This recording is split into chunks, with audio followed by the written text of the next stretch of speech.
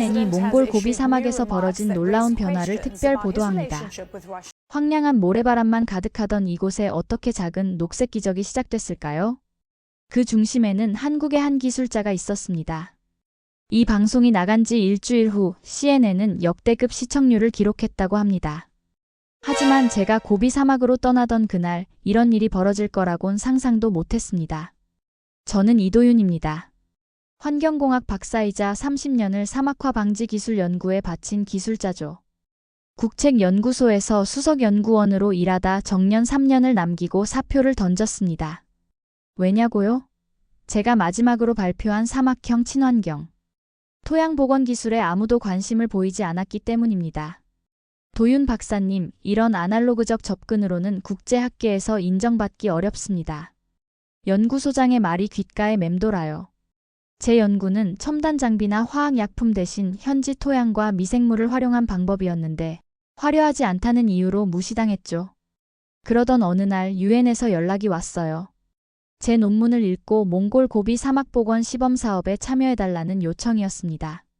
국내에선 쓸모없다 여겨진 기술이 세계에서는 주목받은 거죠. 짐을 꾸리는 데는 오래 걸리지 않았어요. 평생 연구한 자료와 간단한 옷가지, 토양 샘플링 장비가 전부였습니다. 아내는 걱정스러운 눈빛으로 바라봤죠. 괜찮아요. 내가 평생 준비한 일이니까. 울란바토르에 도착하니 젊은 공무원 정우진이 기다리고 있었습니다. 그의 표정은 썩 반갑지 않았어요. 정우진입니다. 프로젝트 관리 담당 공무원이에요. 3개월 안에 가시적인 성과를 내야 사업이 계속됩니다. 고비 사막으로 향하는 창밖은 점점 황량해졌어요. 우진은 계속 의문을 표했습니다. 요즘 시대에 그런 구식 방식으로 뭘 바꾸겠다는 겁니까? 여기 전에도 수많은 전문가들이 실패했습니다. 저는 담담하게 대답했어요. 나무는 혼자 자라지 않아요. 나무가 자랄 환경과 무엇보다 사람들이 나무를 지킬 이유가 있어야 합니다. 현장에 도착하자 한 현지인이 다가왔습니다. 그의 얼굴은 햇볕에 까맣게 그을려 있었죠. 안녕하세요, 바타르입니다. 도윤 박사님이시죠? 당신을 기다렸습니다. 바타르의 손을 잡는 순간 이것이 단순한 프로젝트가 아님을 느꼈어요. 제 평생의 기술이 마침내 쓰임을 찾는 순간이자 사막에서 희망을 찾으려는 사람들의 이야기였습니다. 함께 기적을 만들어 봅시다. 아침에 일어나 창밖을 보니 끝없는 황토색 대지가 펼쳐져 있었습니다. 바타르가 마련해준 숙소는 작은 게르였어요. 밖으로 나오자 차가운 바람이 얼굴을 때립니다. 박사님, 오늘은 이전 프로젝트 현장들을 둘러보려고 합니다.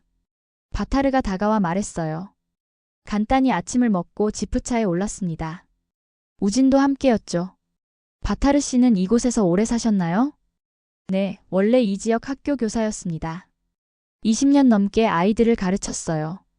하지만 사막화가 심해지면서 학교가 문을 닫았죠. 사람들이 떠났거든요. 첫 번째 목적지는 2008년 국제기구의 조림 프로젝트 현장이었습니다. 그곳엔 말라 죽은 나무 그루터기만 남아 있었어요. 여기 $10,000,000가 투입됐다면서요? 우진이 물었습니다. 바타르는 고개를 끄덕였죠. 최첨단 관계 시스템을 설치했어요. 저기 금속 구조물이 잔해입니다. 하지만 모래 폭풍이 불 때마다 고장났죠. 관리할 사람도 없었고요. 다음 현장도 비슷했습니다. 2015년 유럽 재단의 프로젝트였는데 태양광 패널과 자동 물공급 장치가 설치됐지만 폐허가 되어 있었어요. 저는 토양 샘플을 채취해 살펴봤습니다. 모래 입자는 매우 고온데다 유기물이 거의 없었어요. 이런 토양에서는 식물이 뿌리를 내리기 어렵죠. 바타르 씨, 예전에 이곳은 어땠나요? 제가 어릴 때만 해도 풀이 자랐어요. 작은 개울도 있었죠. 하지만 기후가 변하고 과도한 방목으로 초지가 사라졌습니다. 점심을 먹기 위해 바타르의 친척 게르에 들렀습니다. 70대로 보이는 노인이 놀라운 이야기를 들려줬어요. 60년 전 이곳은 초원이었소. 물도 있었고 나무도 자랐지. 지금처럼 모래바람이 불지도 않았어. 오후에는 가장 최근 실패한 프로젝트 현장을 방문했습니다. 3년 전 수천 그루의 나무를 심었지만 단 한 그루도 살아남지 못했어요. 기계만 잔뜩 갖다 놓고 사람은 없었어요. 바타르의 말이 가슴에 박혔습니다. 모든 프로젝트가 기술과 장비에만 집중했을 뿐 정작 현지인들의 참여는 없었던 거예요. 해가 저물 무렵 바타르가 특별한 곳으로 안내했습니다. 그곳에는 놀랍게도 작은 관목 몇 그루가 자라고 있었어요. 이건 사어르모드라고 부르는 식물입니다. 아주 강인해서 이런 환경에서도 살아남아요. 저는 그 식물을 자세히 관찰했습니다. 뿌리 시스템이 특이했어요. 표면보다 지하로 깊게 뻗어나가 있었죠. 기술은 뿌리만 있어선 안 돼. 그 위에 삶이 자라야지. 우진이 물었습니다. 무슨 말씀이세요? 모든 프로젝트가 실패한 이유를 알겠어요. 외부에서 완성된 시스템을 가져다 놓았을 뿐 이곳에 자연과 사람들과 함께 자라날 방법을 찾지 않았습니다. 아침에 일어나니 햇살이 창문을 비추고 있었습니다. 밤새 토양 샘플을 분석하느라 잠을 못 잤지만 마음은 가벼웠어요. 어제 발견한 사어르모드 식물의 생존 메커니즘이 흥미로웠거든요. 바타르가 제안했습니다. 오늘은 마을 사람들을 만나보는 게 어떨까요? 몇몇 유목민 가족들에게 박사님이 오셨다고 알렸습니다. 우리는 30분쯤 달려 유목민 마을에 도착했습니다. 10여 개의 게르가 모여 있었고 양과 염소들이 드문드문 풀을 뜯고 있었어요. 안녕하세요. 환영합니다. 투무르라는 유목민 대표가 우리를 자신의 게르로 안내했습니다. 안으로 들어서자 아이들이 호기심 어린 눈으로 저를 바라봤어요. 특히 10살쯤 되어 보이는 소녀의 눈빛이 인상적이었죠. 이 아이는 사랑입니다. 투무르의 딸이에요. 사랑은 몽골어로 뭔가를 물었고 바타르가 통역해 주었습니다. 한국에서 오셨다고요? 한국에는 나무가 많나요? 네, 한국에는 나무가 많아요. 산에도 있고 길가에도 있죠. 사랑은 눈을 반짝이며 말했습니다. 할아버지가 말씀하셨어요. 옛날엔 여기에도 나무가 있었대요. 여기에 강도 있었대요. 그 말을 듣는 순간 가슴이 묘하게 울렸습니다. 아이들에게 이곳의 과거는 그저 할아버지 이야기에 불과하다니요. 하지만 그것은 희망이기도 했습니다. 투무르는 이 지역의 변화에 대해 말했습니다. 20년 전만 해도 봄에는 이곳에 작은 꽃들이 피었어요. 하지만 해가 갈수록 모래가 더 많아지고 풀은 줄어들었죠. 제가 여기 온 이유는 나무를 심기 위해서입니다. 하지만 혼자서는 할 수 없어요. 여러분의 도움이 필요합니다. 한 노인이 말했어요. 이전에도 외국인들이 와서 나무를 심겠다고 했지만 모두 실패했소. 무엇이 다른가요? 저는 가방에서 작은 유리병을 꺼냈어요. 그 안에는 특수 처리된 흙과 씨앗이 들어있었죠. 이전 프로젝트들은 외부 기술을 그대로 가져왔습니다. 하지만 저는 이곳의 토양과 기후에 맞는 방법을 찾고 있어요. 무엇보다 중요한 건 나무를 심는 것이 아니라 나무가 자랄 수 있는 환경을 만드는 겁니다. 사랑이 다가와 유리병을 바라봤습니다. 저는 병을 열어 아이의 손바닥에 조금 놓아주었어요. 이건 특별한 흙이에요. 물을 오래 간직하고 식물이 뿌리를 내리기 쉽게 도와줍니다. 사랑은 흙을 유심히 바라보더니 놀라운 질문을 했어요. 이 흙이 우리 할아버지가 말한 강을 다시 만들어줄 수 있나요? 순간 말문이 막혔습니다. 아이의 질문은 단순하지만 본질을 꿰뚫고 있었어요. 당장은 강을 만들 수 없어요. 하지만 첫 번째 나무를 심고 그 나무가 자라면 언젠가는 가능할지도 모릅니다. 마을 뒤편 언덕에 올라 주변을 둘러보았습니다. 바람이 불 때마다 모래가 날렸지만 저는 이곳에서 가능성을 보았어요. 특히 자연적으로 움푹 패인 곳들은 수분이 모일 수 있는 지점이었습니다. 여기서 시작하면 어떨까요? 이틀 후 첫 작업을 시작하기로 약속하고 숙소로 돌아왔습니다. 바타르가 물었어요. 정말 가능할까요? 이곳을 다시 살릴 수 있을까요? 자연은 생각보다 강인합니다.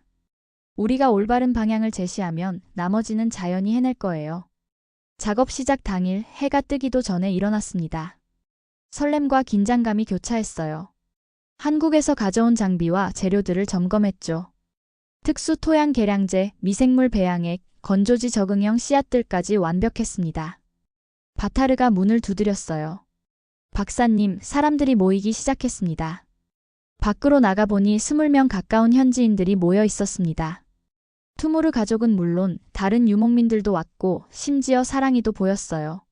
생각보다 많은 분들이 오셨네요. 바타르가 웃으며 말했습니다. 모두 변화를 원하고 있어요. 누군가 희망을 보여주길 기다렸던 거죠. 우리는 마을에서 1km 떨어진 완만한 경사지를 작업 현장으로 선택했습니다. 자연적으로 물이 모이는 지형이면서도 바람의 영향이 적은 곳이었죠. 우진도 도착했지만 여전히 회의적이었어요. 이렇게 많은 인력을 동원하셨네요. 하지만 기대는 하지 않는 게 좋을 것 같습니다. 저는 사람들을 모아 계획을 설명했습니다. 우리는 3단계로 작업합니다. 첫째, 토양 개량. 둘째, 수분 유지 시스템 구축. 셋째, 씨앗 심기입니다.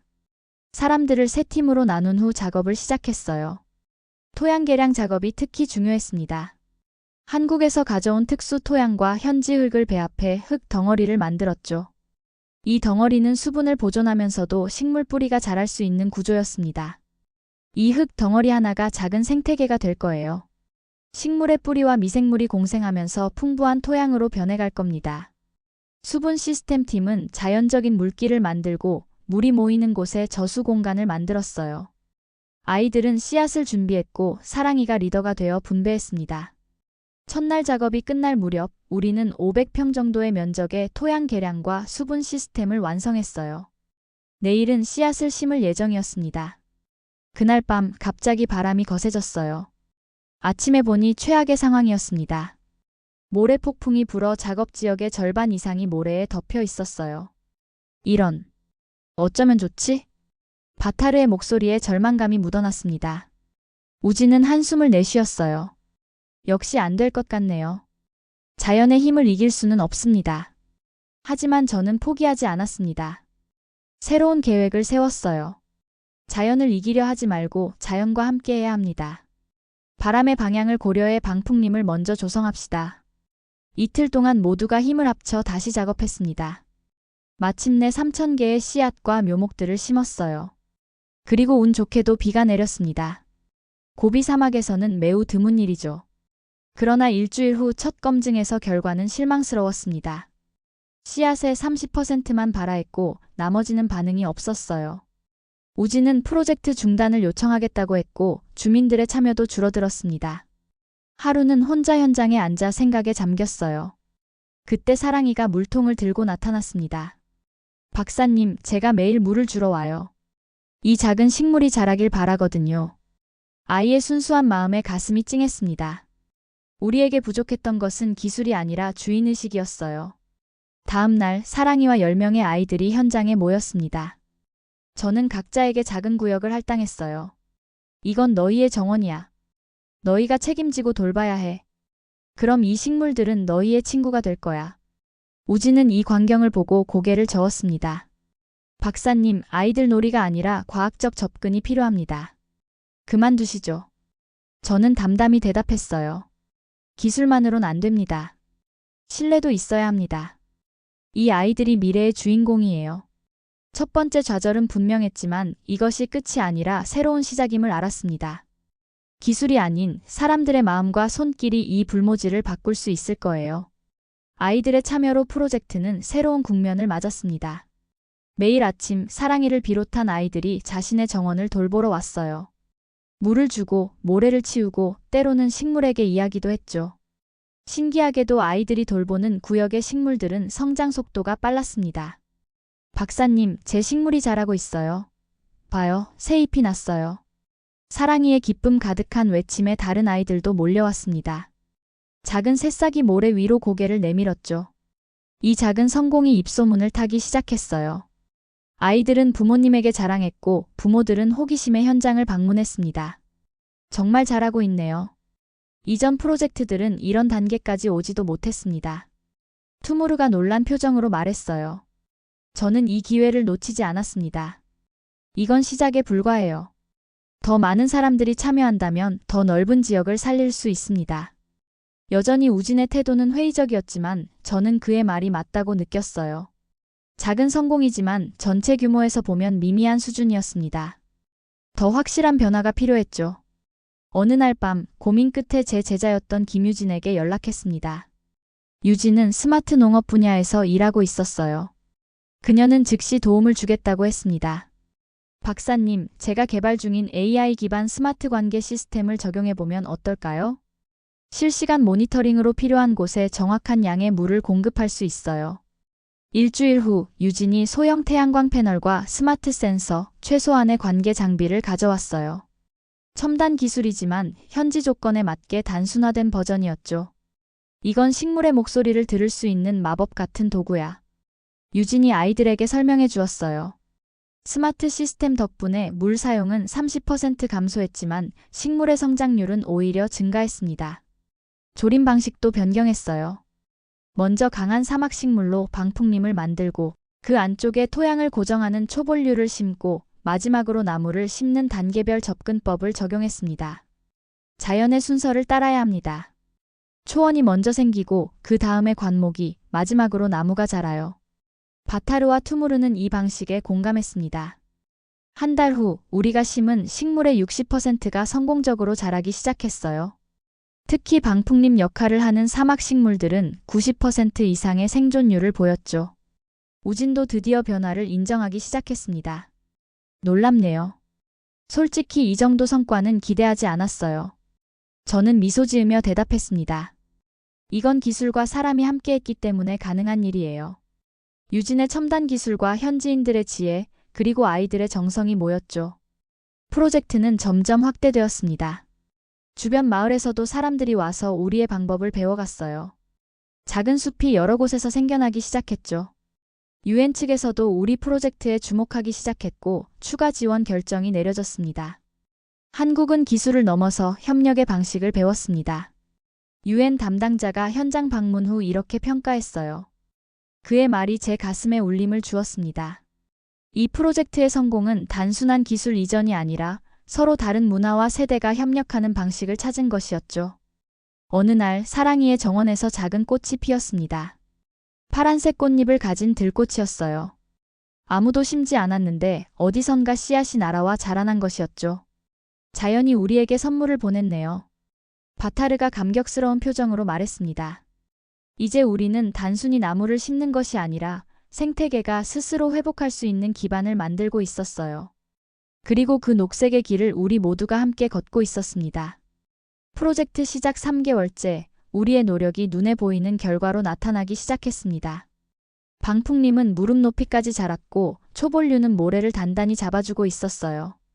가장 놀라운 것은 첫 나무 묘목이 뿌리를 내리고 새 잎을 틔웠다는 사실이었죠. 박사님, 나무가 살아있어요. 정말로 살아있어요. 사랑이가 기쁨에 넘쳐 소리쳤습니다. 마을 사람들도 하나둘 모여들었어요. 모두의 눈빛에서 놀라움과 희망을 볼 수 있었습니다. 이건 기적입니다. 정말 기적이에요. 투무르가 감격에 젖은 목소리로 말했어요. 저는 미소를 지으며 고개를 저었죠. 기적이 아닙니다. 과학과 지혜, 그리고 여러분의 노력이 만든 결과예요. 그 나무는 사랑의 나무라고 이름 붙여졌습니다. 사랑이가 가장 정성껏 돌본 나무였거든요. 아이는 매일 아침 나무에게 물을 주고 모래가 쌓이면 치워주고 이야기도 들려주었죠. 어느 날 강한 모래 폭풍이 불었습니다. 모두가 걱정했지만 놀랍게도 방풍림이 제 역할을 완벽히 해냈어요. 방풍림이 풍속을 70%나 감소시켰고 덕분에 안쪽의 식물들은 무사했습니다. 우진의 얼굴에도 미소가 번졌어요. 프로젝트 보고서를 본부에 보냈습니다. 모두가 놀라워하더군요. 다른 지역에도 이 모델을 적용하자는 이야기가 나오고 있어요. 저는 가슴이 뿌듯했습니다. 하지만 더 중요한 것은 현지인들의 변화였어요. 처음엔 관망하던 사람들이 이제는 적극적으로 참여하기 시작했습니다. 어느 날 아침 CNN 촬영팀이 도착했습니다. 그들은 UN을 통해 우리 프로젝트에 대해 들었고 사막화 방지의 새로운 모델로 주목받고 있다며 취재를 요청했어요. 이도윤 박사님, 어떻게 다른 프로젝트들이 실패한 곳에서 성공할 수 있었습니까?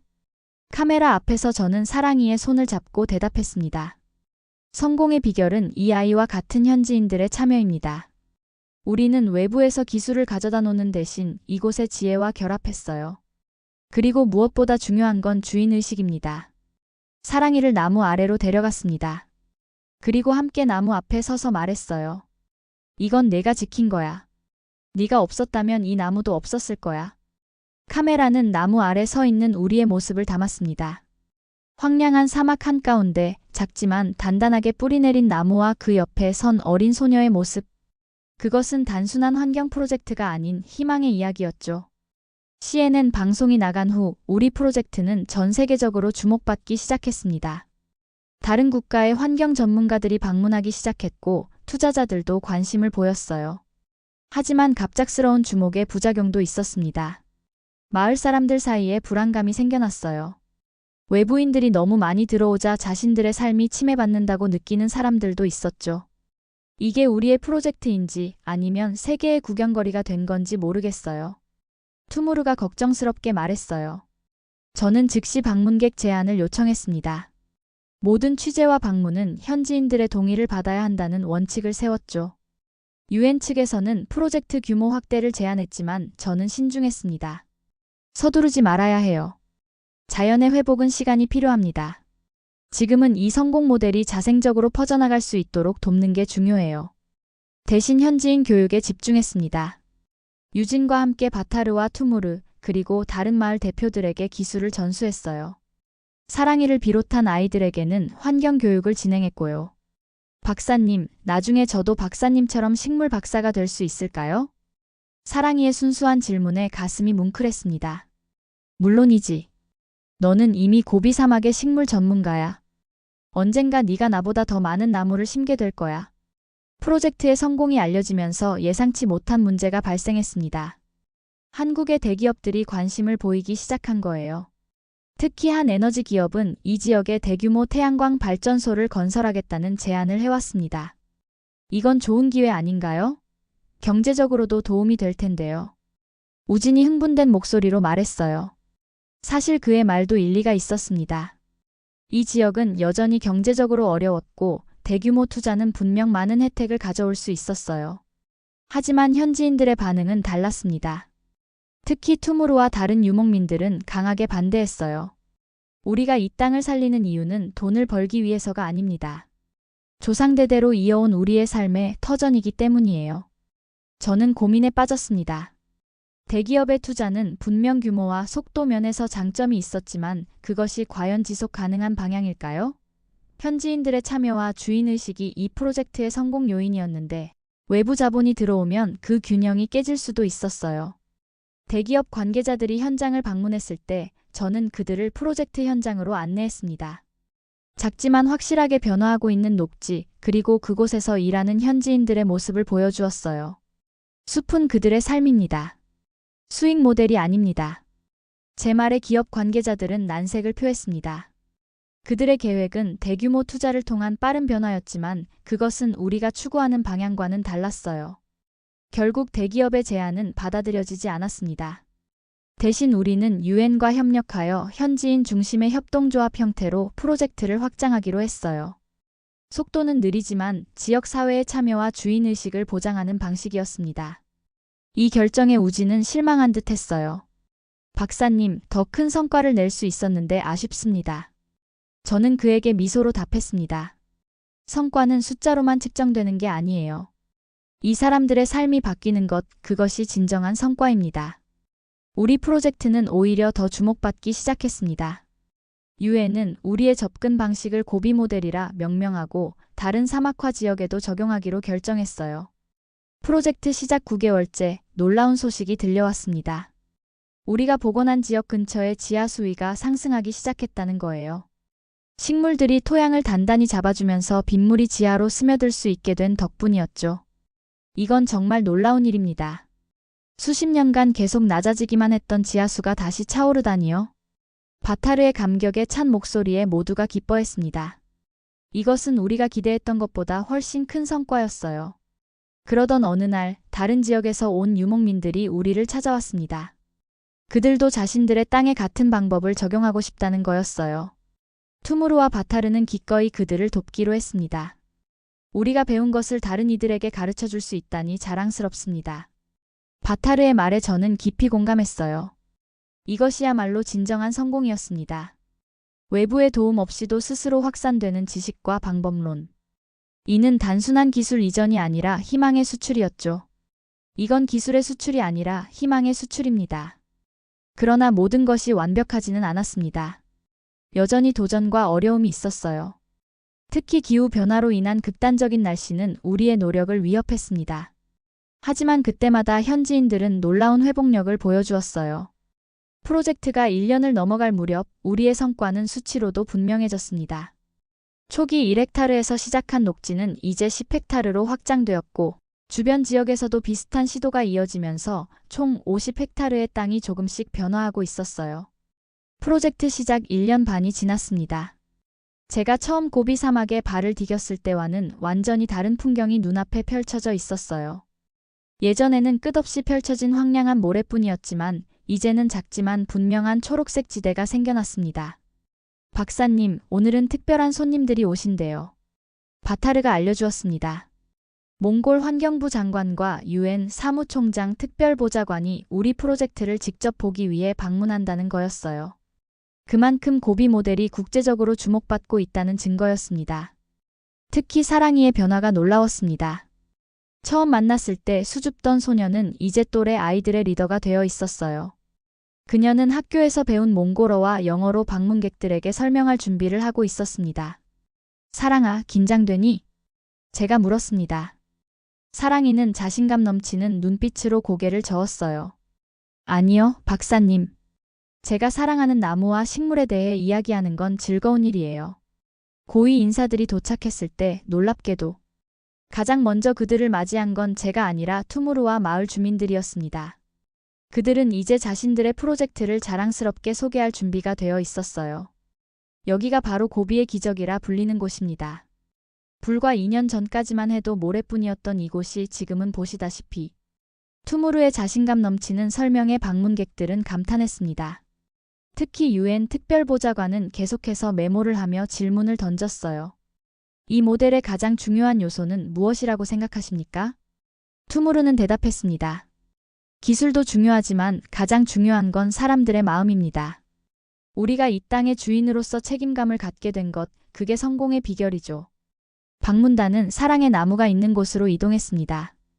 이제 그 나무는 사람 키보다 훨씬 커져 그늘을 만들어주고 있었어요. 그 아래에서는 아이들이 환경 수업을 듣고 있었습니다. 점심을 위해 모두가 투무르의 게르에 모였습니다. 테이블에는 현지 전통 음식과 함께 놀랍게도 우리 프로젝트에서 수확한 채소들도 올라왔어요. 작은 텃밭에서 자란 것들이지만 그 의미는 컸습니다. 프로젝트 2년 차를 맞아 저는 한국으로 돌아갈 준비를 하고 있었습니다. 이제 이곳은 현지인들 스스로 운영해 나갈 수 있었어요. 유진도 자신의 역할을 바타르에게 완전히 이관했고 대신 원격으로 기술 지원을 계속하기로 했습니다. 떠나기 전날 밤 마을 사람들이 작은 송별회를 열어주었습니다. 모닥불 주변에 모여 앉아 각자의 이야기를 나누었어요. 투무르는 이제 자신의 아들이 환경공학을 공부하기 위해 한국으로 유학 가기로 했다고 자랑했고 바타르는 새로 세운 환경학교에 대해 설명했습니다. 사랑이는 제 옆에 앉아 조용히 물었어요. 박사님은 정말 떠나야 하나요? 저는 그녀의 어깨를 감싸 안았습니다. 내 역할은 여기까지야. 이제 너희가 이 숲을 지켜나가야 해. 하지만 걱정 마. 나는 계속 돌아올 거야. 다음 날 아침 저는 마지막으로 사랑의 나무를 찾았습니다. 그 아래에는 이미 아이들이 모여 있었어요. 바타르가 환경 수업을 하고 있었죠. 마지막으로 투무르와 바타르 그리고 마을 사람들과 작별 인사를 나눴습니다. 모두가 감사의 말을 전했지만 오히려 제가 더 고마웠어요. 그들은 제게 중요한 것을 가르쳐 주었으니까요. 기술은 결국 사람을 위한 것이어야 한다는 진리를요. 아닙니다. 나는 이 땅에 사람과 기술이 함께 살아간다는 걸 심었을 뿐입니다. 진짜 희망은 여러분 스스로 만든 거예요. 울란바토르로 돌아가는 차 안에서 창밖을 바라보았습니다. 멀리 보이는 녹색 지대가 점점 작아졌지만 그것이 계속 확장되어 갈 것이라는 확신이 있었어요. CNN 방송팀이 취재한 고비의 기적 다큐멘터리가 방영된 후 전 세계에서 비슷한 시도들이 시작되었다고 합니다. 사막화로 고통받는 많은 지역에서 고비 모델을 적용하려는 움직임이 일어나고 있었어요. 한국에 도착했을 때 놀랍게도 예전의 연구소장이 공항에 나와 있었습니다. 도윤 박사 축하합니다. 당신의 연구가 세계적으로 인정받고 있군요. 우리 연구소로 돌아와 주시면 어떨까요? 저는 미소 지으며 대답했어요. 함께하고 싶습니다. 하지만 제가 배운 것을 있는 그대로 가르칠 수 있다면요. 기술은 결국 사람을 위한 것이어야 한다는 진리를요. 제 책상 위에는 사랑이가 준 작은 선물이 놓여 있습니다. 사막에서 자란 작은 식물의 씨앗이에요. 언젠가 이 씨앗이 한국의 땅에서도 자랄 수 있기를 바라며 저는 새로운 여정을 시작합니다. 사막에서 시작된 작은 변화가 이제는 더 넓은 세계로 퍼져나갈 시간입니다. 오늘 영상을 어떠셨는지요? 다음에 더 좋은 영상으로 찾아뵙겠습니다. 지금까지 감독민국이었습니다.